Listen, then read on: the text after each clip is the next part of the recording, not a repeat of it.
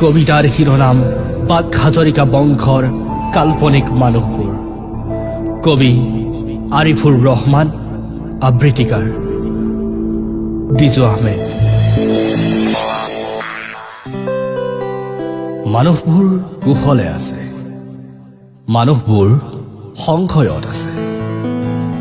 সভ্যতা আৰু সংস্কৃতিৰ নৱোত্তম ৰূপত গৰিয়ামিয়া খিলঞ্জীয়াৰ টনা আজোৰাত সময়ৰ কুটিল আৰু জটিল ৰাজনীতিত মানুহবোৰ ক্ৰমশ কাল্পনিক হ'ব ধৰিছে।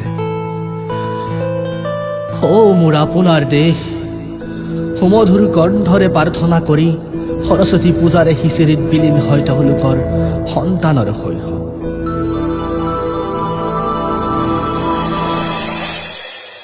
মানুহজাক বহাগ মতলীয়া, গৰু বিহুৰ পৰম্পৰা লাডু পিঠা, খাদ্যৰ সম্ভাৰ, উৰুকাৰ বজাৰত বৰালি চিতলৰ সন্ধানত কাল্পনিক মানুহবোৰ অসমীয়া ধ্ৰুৱক।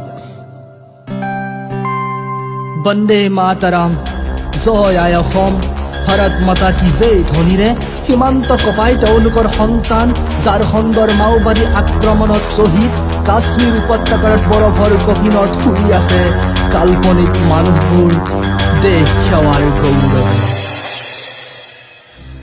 স্বাস্থ্য খণ্ডত নিয়োজিত কাল্পনিক মানুহবোৰ কৰোণা মহামাৰীত পুজিছিল নিৰপেক্ষভাৱে, ঠিক কা আন্দোলনত শ্বহীদ হোৱা ষ্টেফৰ্ড পাংগিং ঈশ্বৰ নায়ক আব্দুল আলিমৰ দৰে। কাল্পনিক মানুহবোৰ নাঙলত গজে, দেশীয় অৰ্থনীতিৰ সমল শ্ৰম আৰু শ্ৰমিকৰ ৰূপত উৎসৰ্গিত বহু কাল্পনিক ক্ষীণকায় শৰীৰৰ। কাল্পনিক মানুহবোৰ চিৰ প্ৰবাহমান হৈ ৰৈ আছে, দেশীয় সৈনিক ৰূপত, সামাজিক দায়বদ্ধভাৱে সাংঘাতিকৰ ৰূপত, সেৱাৰ নামত চিকিৎসকৰ ৰূপত, শ্ৰমৰ নামত শ্ৰমিকৰ ৰূপত, পথাৰত খেতিয়কৰ ৰূপত, মানুহবোৰ কাল্পনিক ৰূপত দেশ প্ৰেমৰ নিদৰ্শন। মানুহবোৰ কুশলে আছে, মানুহবোৰ সংশয়ত আছে।